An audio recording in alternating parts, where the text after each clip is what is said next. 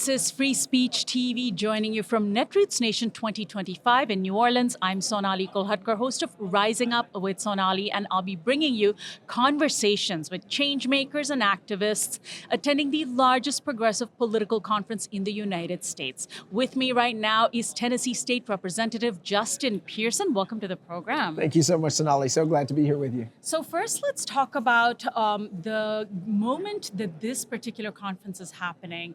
It is an interesting gathering because there is a huge reckoning within the Democratic Party and a tension within the left movement and the relationship with the Democratic Party because, of course, we are dealing with the Trump administration. And it should have been easy to beat Trump last year, and it wasn't. So my first question to you is, where do you think progressives have failed when it comes to electoral politics, and why?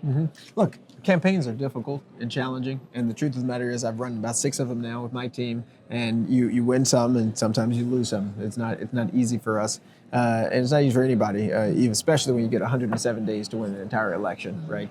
I think within our party, we have a responsibility to stay true to our values. And what I think progressive values do, it connects us directly with the majority of people in the country, the majority of people who believe we need to have a fair wage. Corporations are taking and extrapolating a lot of wealth from a plantation economy. I think most people believe that you need to have access to health care, and that needs to be a right. It doesn't need to be a privilege for people. I think our work and our responsibility as people who are progressives within a Democratic Party infrastructure is not to try to compromise ourselves into futility.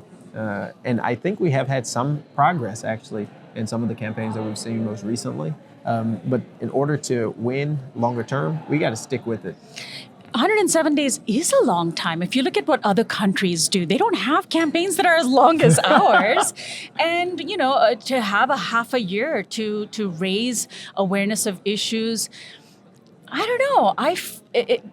I'm a little bit of a skeptic when I hear from folks saying that 107 days wasn't long enough to beat the worst president in U.S. history, one who's already shown in his first term how bad things could get. Absolutely. If you could advise Kamala Harris in retrospect, what would you have told her to do? I mean, I was one of the people who was out there campaigning with Vice President Harris, believing what we are seeing now was going to happen. The DOJ was going to be weaponized against people. Today we saw Attorney General Letitia James being one of the people who the DOJ has been weaponized against. I told people about Project 2025 and said, hey, you need to be deeply concerned. I come from a state in Tennessee where we've been the laboratory for autocracy for years now.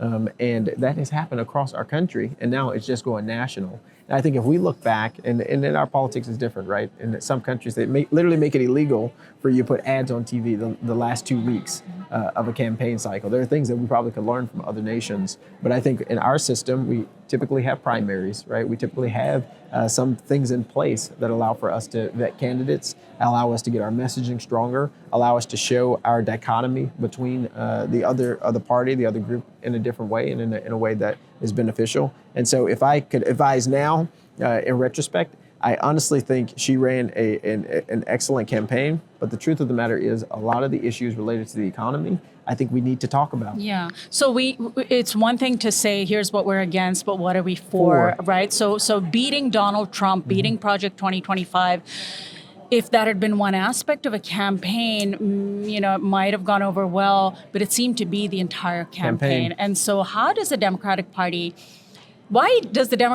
seem afraid to enunciate what it is that they're for? Because when we do start demanding from the party, what is it that you're for, it feels as though party politicos worry about alienating Wall Street. Well, I think a couple of things. One, our party has to focus on the working class. And I've gotten to know the chair a little bit, Ken Martin. The ASDC chairwoman is an extraordinary organizer out of Nebraska, Jane Klebb, within the party infrastructure. And I think the current party infrastructure that we are building is going more toward the working class people who have been the bedrock of democratic politics in all of its success. Are you talking about it locally at or? The local, exactly, at the local and at the state level. Because if we don't start winning at the down ballot, we're not going to win up ballot. The reality is the Senate, every state gets 2 senators. We're never again going to have 60 Democratic senators if we don't pay attention to the states like Nebraska, like Tennessee, if we start to cede all of our power to, no offense, I lived in Boston, but cede all our power to Massachusetts and California. Like that's not all that the Democratic Party is. We have to tell a much broader story, a much bigger tent story about who we are as a party. And to your point, we cannot be the party of the billionaires and the multi-millionaires. We've got to be a party of the people. And getting back to that core value, those core roots, I think is going to be a part of how we win moving forward. I want to ask you about the politics of the South, Yeah. and specifically about how young people who have aspirations for political office, particularly young people of color like yourself, can change and transform Southern politics. Yeah. Is it promising? Are you hopeful, or is it the South of the old? Yeah, no, I'm extremely hopeful. But the reason I have hope is, one, because of the activism and the advocacy that I see as a state legislature and as a person who seeks to be an advocate for the issues that I think are most important that my constituents tell me. But two, it is quite literally in the work that I see them doing. I've been fortunate. I've helped to host some dinners with young activists, helped to sponsor some of the marches that they've been doing and some of the organizing that they've been doing over the past several months against Elon Musk, who has built illegally a power plant in Memphis and Shelby County without a single permit. And now they recently got a permit. And to see how passionate they are, how committed they are at 15, 16, 17, 18, 19 years old gives me hope for our future.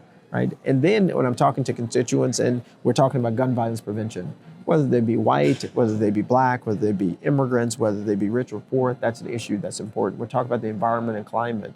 People want to breathe clean air. People want to drink clean water. People want to plant in clean soil. There are so many issues that show me the interconnectedness of our communities. But in the South in particular, we have to be honest.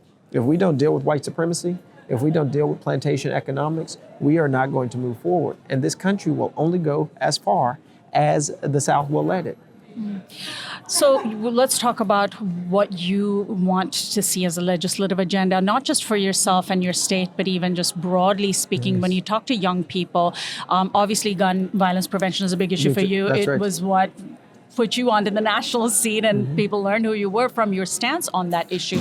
In addition to that, or aside from that, what's your articulation of the progressive agenda that you would like, or the agenda that you would like to enact, given the best resources? Absolutely. Well, one of the first things that has to happen is we have to prioritize people and communities that have been historically disenfranchised and been disempowered.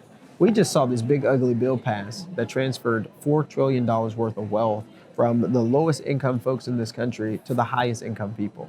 That is not just immoral and an injustice, it's political malpractice, right? I think our agenda has to prioritize the fact that people need enough money to be able to pay for their kids to go to school, need enough money to be able to pay for a roof over their head. Today, in the United States of America, 50% of people cannot afford a $1,000 emergency. That's not okay. And our wages have remained stagnant for the last 40 years, while the wealth and the accumulation of wealth of the richest people in this country has skyrocketed. And so today, the difference between the people in the bottom 20% and the people in the top 1% income-wise is 130 times the difference. It doesn't make any sense that this is happening in our country. So it has to be economic. It has to deal with people's health and well-being. And so when I think about access to healthcare, we do need a Medicare for all sort of plan.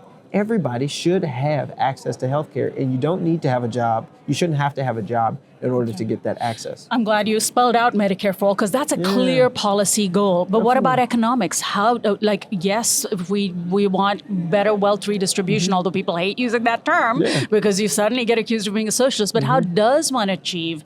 Are you talking about taxing billionaires out of existence? They don't have to even go out of existence. Why do we have billionaires? It's a great question, but we do need to tax the richest people who are in the country, really the richest people who are in the world. And we're not talking about a huge number of people. We're talking about 12,000 folks, max, right, who would be getting taxed at a higher percentage, similar to the way they were being taxed when Nixon was president of the United States, when I think it was roughly 47%.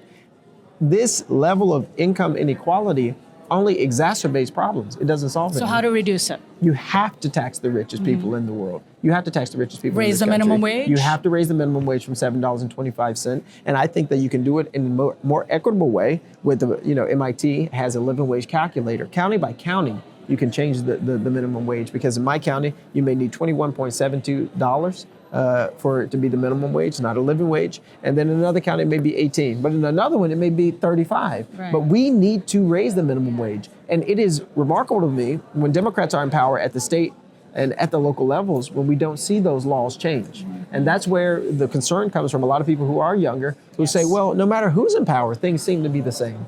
We have to definitively show when we have power, we make people feel it in beneficial ways. Final question. Sure. How do you get that message most effectively across? Because Democrats love to talk policy. We get excited. Folks like yourself, very beautifully talk about the billionaire class, et cetera. And yet, eyes glaze over. We're living in a TikTok generation. What do you think we need? Better narrative strategies to talk about realizing the world we want to live in? Absolutely, we need better narrative strategy. I mean, it needs to be able to fit on a bumper sticker. And the reality is right now the system is rigged in so many ways against everyday folks, and that's not fair. And some people don't like to attack billionaires or people who made their money in corporations and things like that, and I understand. But the reality is it's just not fair that some folks have so much. They're competing with yachts. And other people's houses are sinking in and they don't have plumbing. Like, that's just not fair. And in this country, we're supposed to be advocates for fairness, equality, justice. And when I look at my generation, when I look at our democratic politics, when I look at politics just more broadly, I see an opportunity for us to create that world, right? That is not yet, but that is possible. And the only way that we do that is if we are engaged. We can't only complain about what is happening. You need to run for office, or you need to be supporting somebody who is running for office, right? Like, those are the two jobs we have as we go into 2026, because it's going to require all of our hands to push and to move this country in the direction that we want for it to go. Well, I think there would be folks who would argue that we also need people to hold those who run for office accountable. After they get elected. Absolutely. I tell people that all the time. If I'm not doing my job, it is your job. Correct me. Correct me. Any aspirations for higher office? No, just serving District 86 in the Tennessee General Assembly. Listen, this is to be in public service is the greatest blessing that I've ever had in my life, and I just want to keep doing it. Thank you so much, Justin Pearson. Thank you so much. I appreciate the time. My guest has been Tennessee State Representative Justin Pearson, and this is Free Speech TV's coverage of Netroots Nation 2025. Reporting from New Orleans, I'm Sonali Kolhatkar, host of Rising Up with Sonali.